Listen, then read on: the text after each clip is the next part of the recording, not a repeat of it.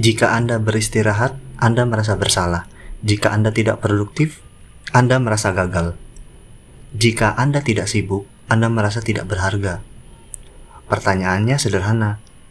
Sejak kapan bekerja menjadi ukuran nilai seorang manusia? Dan mengapa di zaman yang paling nyaman dalam sejarah, begitu banyak orang justru merasa kelelahan? Selamat datang di agama baru abad ke-21, produktivitas.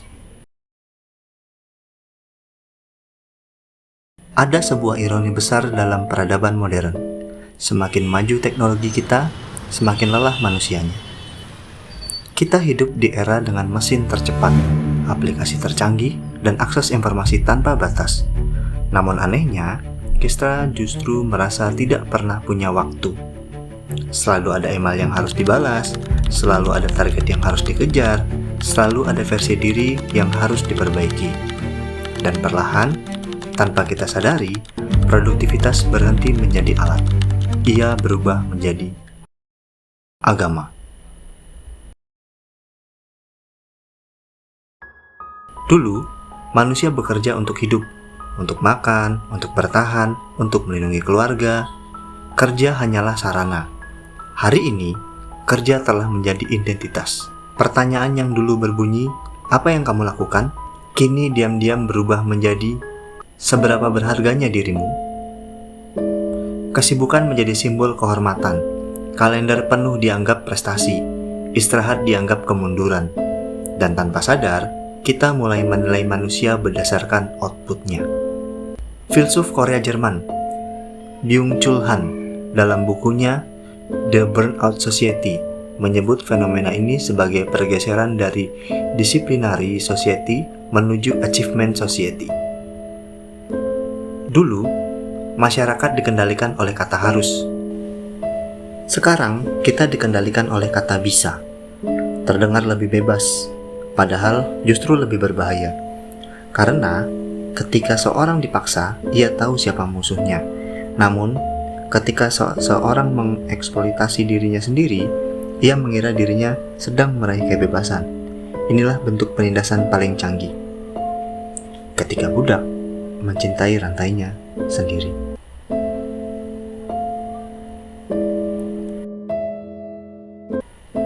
Pada era industri, pabrik membutuhkan tubuh manusia. Jam kerja diatur ketat, disiplin dipaksakan dari luar. Namun di era digital, sistem tidak lagi membutuhkan tubuh Anda. Ia membutuhkan perhatian, kreativitas, dan identitas Anda. Anda membawa kantor ke rumah. Anda membawa pekerjaan ke tempat tidur. Anda bahkan membawa ambisi ke dalam mimpi. Pabrik modern tidak memiliki cerobong asap. Ia ada di saku Anda. Namanya smartphone. Media sosial memperparah semuanya. Kita melihat orang lain bangun jam 4 pagi, berolahraga, membaca 50 halaman, menjalankan bisnis, membangun personal brand, dan tiba-tiba tidur 8 jam terasa seperti dosa. Lahir istilah baru, toxic productivity. Sebuah kondisi di mana seseorang merasa harus selalu menghasilkan sesuatu, bahkan ketika tubuhnya meminta berhenti. Burnout bukan lagi kecelakaan. Burnout adalah konsekuensi logis dari sistem yang memuja performa tanpa batas. Masalahnya, sistem ini sangat pintar. Ia tidak menggunakan cambuk, ia menggunakan dopamin. Setiap checklist yang selesai, setiap notifikasi, setiap pujian, setiap angka yang naik, semuanya memberi ilusi kemajuan. Dan otak kita tidak menyukainya. Kita menjadi pecandu validasi berbentuk produktivitas. Bekerja bukan lagi kebutuhan, ia berubah menjadi narkotika sosial. Namun, setiap agama menuntut pengorbanan. Agama produktivitas menuntut paling mahal. Ketenangan, hubungan, kesehatan mental, dan terkadang identitas itu sendiri. Kita menjadi sangat sibuk membangun kehidupan, hingga lupa untuk benar-benar menjalaninya. Nilai seorang manusia tidak pernah bisa diukur hanya dari outputnya.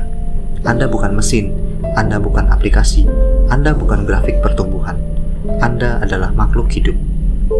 Dan makhluk hidup membutuhkan jeda, membutuhkan kebosanan, membutuhkan keheningan. Kemampuan untuk berhenti bukan tanda kelemahan. Itu adalah bentuk tertinggi dari kebebasan. Jadi, lain kali ketika Anda merasa bersalah karena beristirahat, tanyakan pada diri Anda sendiri, apakah saya sedang hidup atau hanya sedang berproduksi? Jika sebuah sistem membuat Anda merasa berharga hanya ketika Anda lelah, mungkin masalahnya bukan pada diri Anda. Mungkin masalahnya ada di sistem itu sendiri. Jika Anda menikmati pembongkaran seperti ini, subscribe Paradox Mind. Karena terkadang, cara terbaik untuk memahami dunia adalah dengan mempertanyakan hal-hal yang dianggap normal.